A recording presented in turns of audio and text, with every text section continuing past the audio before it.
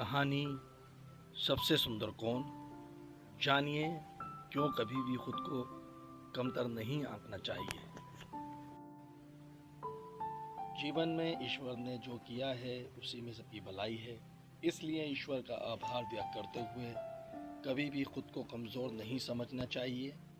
कौवे को काले रंग की वजह से लगता था कि वे रंगों से वंचित है। जीवन में सभी अपने आसपास के चीज़ों को देखकर प्रभावित होते हैं।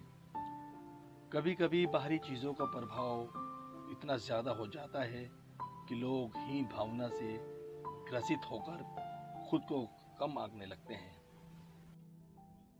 जीवन में ईश्वर ने जो किया है उसी में सबकी भलाई है, इसीलिए ईश्वर का आभार व्यक्त करते हुए कभी भी खुद को कमज़ोर नहीं समझना चाहिए।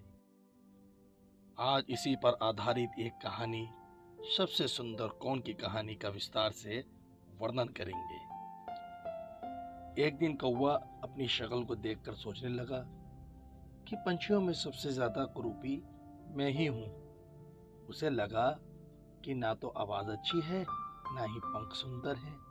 काले रंग की वजह से उसे लगता था कि वे रंगों से भी वंचित है। ये सारी बातें सोचने की वजह से उसके अंदर हीन भावना से वो ग्रसित होकर दुखी भी रहने लगा। तो एक दिन बगले ने कौवे की उदासी का कारण जानना चाहा। तो कौवे ने जवाब दिया कि तुम गोरे चिट्टे हो, मैं तो बिल्कुल काला हूं। मेरा इस दुनिया में जीना बिल्कुल बेकार है। बगले ने कौवे से कहा कि दोस्त मैं कहाँ सुंदर हूं, तोते को देखो, हरे हरे पंख और लाल चोंच, काश मेरे पास भी ये सब होता। बगले की बात सुनकर कौवे को सुंदरता को जानने की इच्छा हुई। वह तोते के पास पहुंचकर बोला कि तुम इतने सुंदर हो, खुश तो तुम बहुत होते होंगे।